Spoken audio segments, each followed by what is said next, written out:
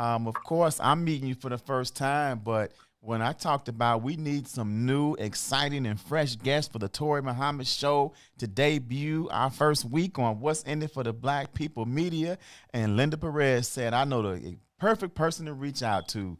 So we're happy to Oh, that's have you awesome. here. That's what's up. That's what's Absolutely. up. You know, it's so important. People think or just assume that you can't eat healthy and it be enjoyable. And it just does not seem to make sense to me that God would create an environment where food can't be both good and healthy at the same time. Yes. And that's a big, I guess, overarching theme for the alkaline vegan lifestyle, which is a lot of my customers. I cater to people who want to transition into the alkaline vegan lifestyle, which is following the ingredients on Dr. Sebi's nutritional guide. Um, and his big message was God put this food here for us to eat to live. Like, this is the food that will nourish our life. And that's why, God put it here. So I agree. It tastes great. To me, I think that it's just mental, because we've been socialized to believe that certain foods taste good. We It's hard for us to dismiss those notions. However, you just need someone to be creative enough to present it to you in a way that is not scary, and that kind of eases you into it. And that's, I'll say, where I come in. Yes. That's Your food looks delicious. I can't wait to taste it. it does. So tell us a little bit about your story. You Thank heard what you. I said about you. I talked about you in front of you. You went rogue for a minute. I That's what went she says in the rogue, Bible. right? But She doesn't use the word rogue, but tell us your story and how you got to where you are now. okay, so I was raised here in Chicago on the South Side.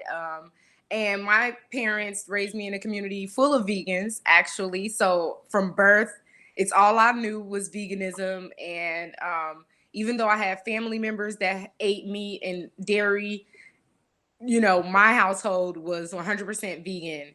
And as I got to be a teenager, my mom, allowed us to make our own choices, which I think was a great thing to do, because it just allowed us to have autonomy and develop our own sense of what is right.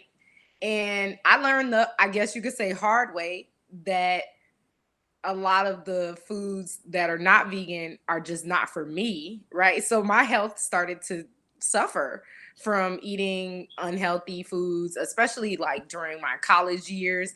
I started to kind of scale back on the meat, because I was sick a lot, honestly. I had really bad allergies, and I said I needed to do something to reset my body. And of course, I went back to my roots. I said, I think I want to go vegan again. And before I was introduced to the Dr. Sebi lifestyle, I had started eating vegan again and experimenting in the kitchen again with vegan meals, because I had always cooked and had a passion for cooking, holidays, and I would cook, meat products. I would cook mac and cheese, whatever, the normal foods that we all love and know in our community. But I started experimenting with making them vegan. But I had the knowledge because my mom, raised me in a household where she cooked delicious vegan meals. And so I never thought that it would be hard to make my vegan lifestyle enjoyable. So I always had a positive outlook. And people saw that. They said, Amir, I see you cooking all the time on your Instagram, and I want you to help me. And I had some coworkers that were suffering with some health issues, and they were really encouraging me to start offering this food to the public, and especially so they could get it. They're like, look, I have this issue, and I do believe, like, this is, I've been hearing about Dr. Sebi lifestyle and how it can change your health, and I want in on it. So help me out with that transition. So that's how I got started, actually. Just people around me, they saw the transformation in my life when I switched over to the Dr. Sebi lifestyle, and when I took away meat and dairy from my diet. So I'm very fortunate to have had this full circle moment, I think, in my life. So Are a lot of your friends vegan, or have you kind of converted them to being a vegan, or do you feel like you have a great impact on family members and friends? That's a great point. I would say that I have a community of people that have always been open to eating vegan in my life, because they were around during my upbringing. And, like I said, I was raised in a community of vegans. And then I have my other friends that I met outside of that lifestyle. And I think that I have had an impact on helping them see how they can remove certain things from their diet and start transitioning into a healthier diet. Even if they don't go 100% vegan, they may switch out their milks, eat way less dairy, or do like meatless Mondays. Even my family, I would say, like, we all kind of got away from veganism. And since my transition, I think we've all started getting closer to veganism. My big sister actually was the first person to stop eating meat again in our family. But I was the one to take it like to another level. I was like, Okay. I'm a cold turkey type of person. And I like when I do something, I just like throw myself into it. So once they saw that like transition, and it's like when I come around, I have to either bring my own food or I have to be the one to cook. And so because of that, I think that my family has been more, transitioning back into veganism because they don't really have a choice. I'm like, if I'm going to be there, I need to have something to eat. We got to have vegan food, even at holidays. People will complain, you guys didn't cook this. And we're like, no, we don't eat that anymore. Like if you're, you got to get with the program. Right. Now, when it comes So, to the sage, yeah.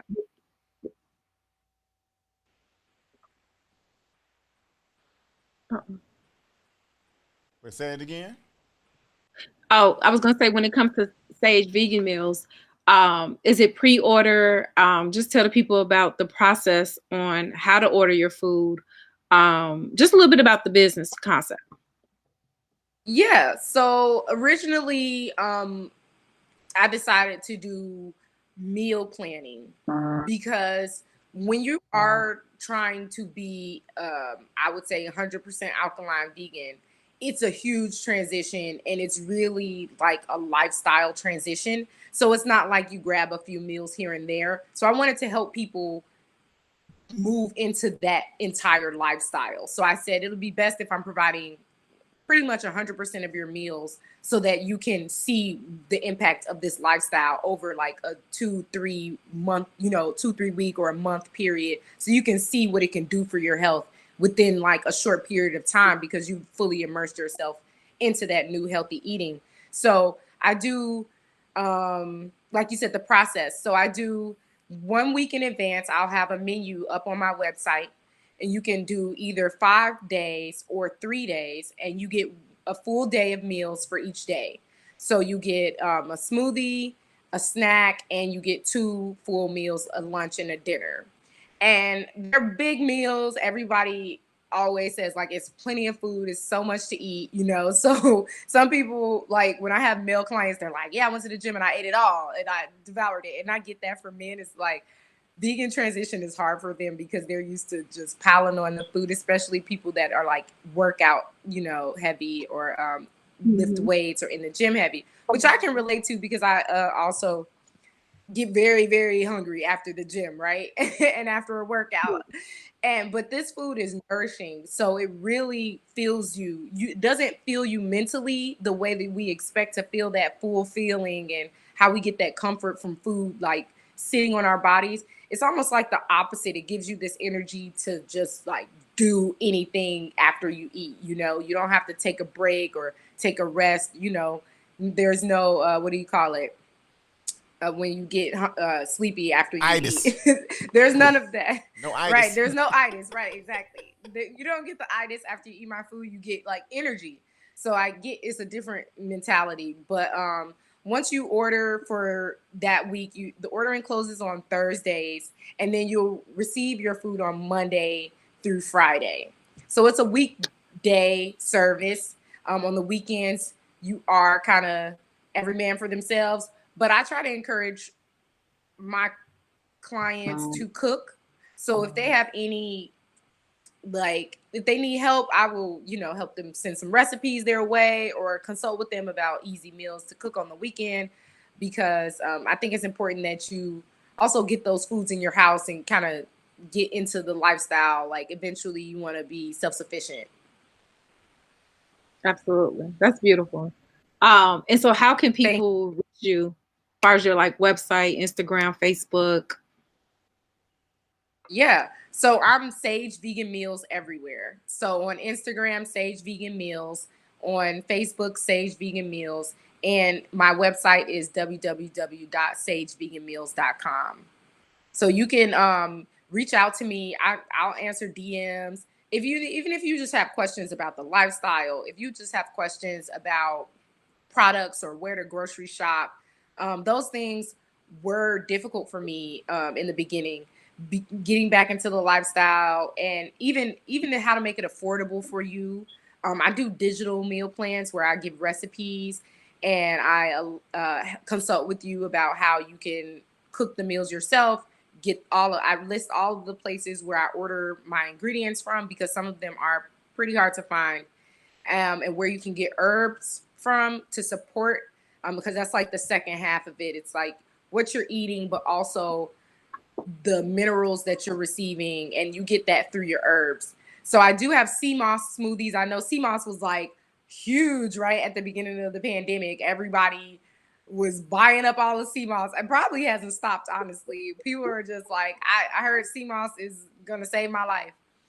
And I encourage everyone to start using supplements, but you definitely have to make sure that your diet is matching, because you're not going to get the true benefits of using those herbs without, the supportive, healthy eating, or the food that's going to feed your body and fuel that healing.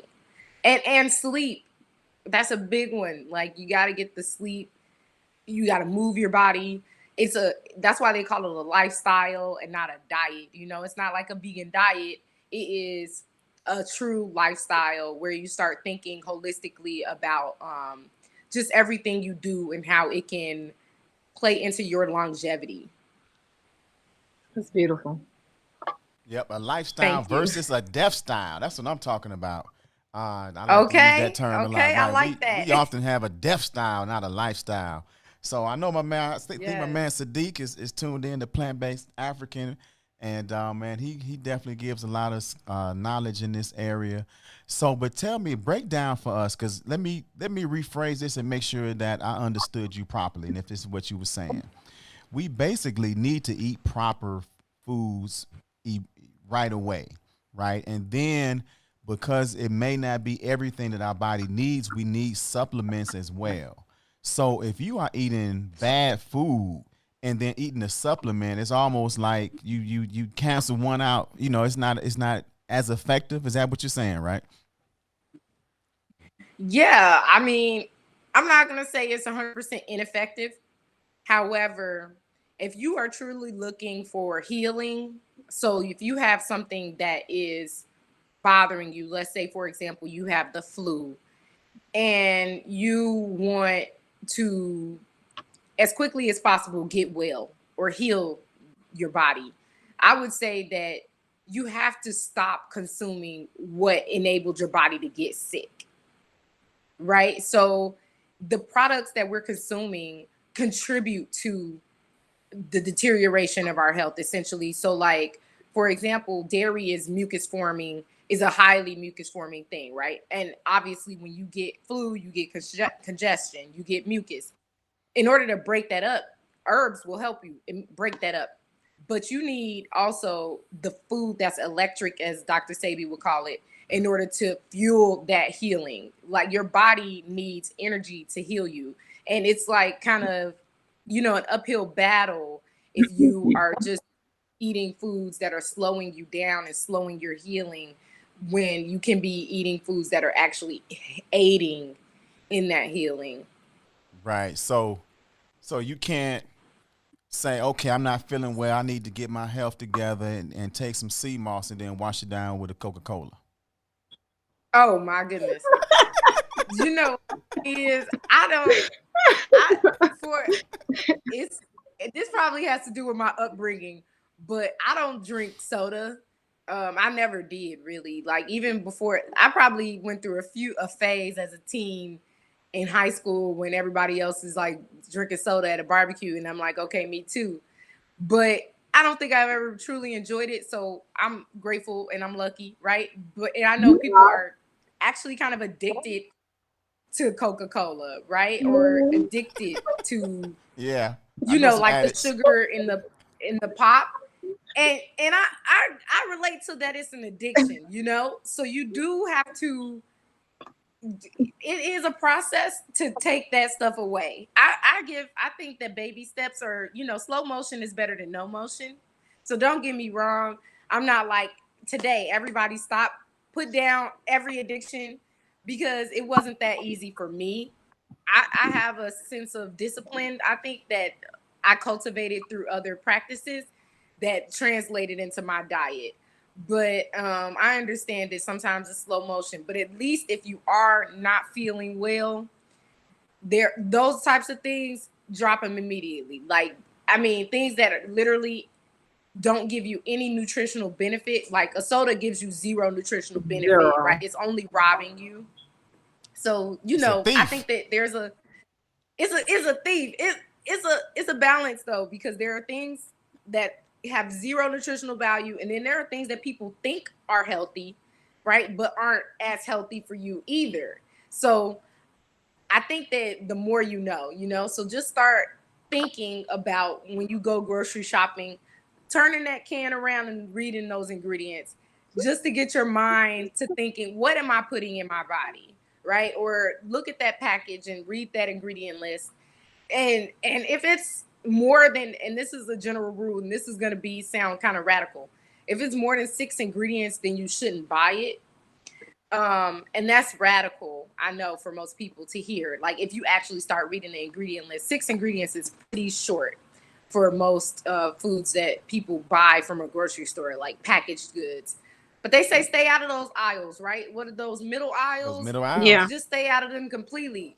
Yeah. You live in the produce section, right? That's where you live.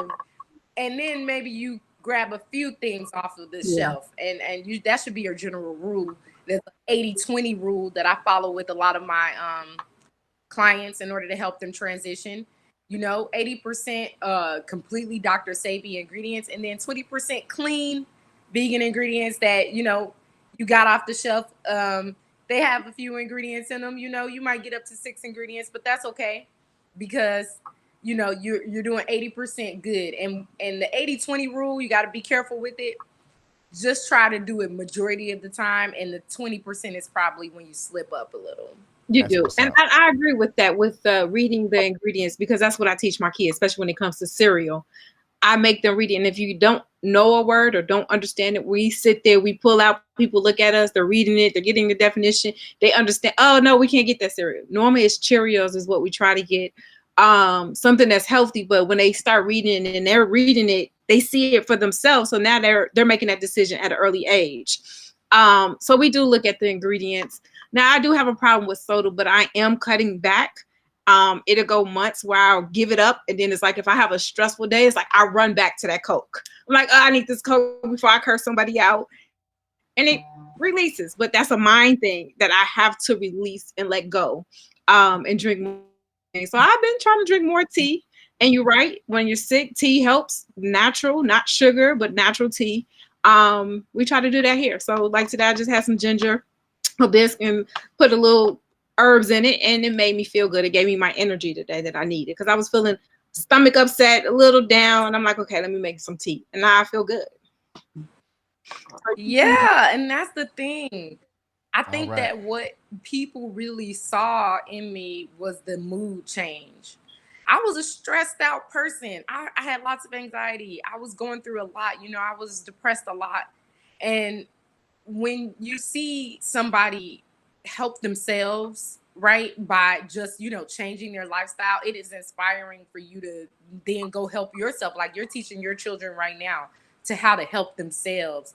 And that is, I think what my mom probably instilled in me too, is just how to kind of be self-sufficient and helping That's yourself right. and healing yourself. And that's Amir, awesome. I think I that, gotta interrupt you because we are at the oh, we gotta close of go. our show. We have to wrap up.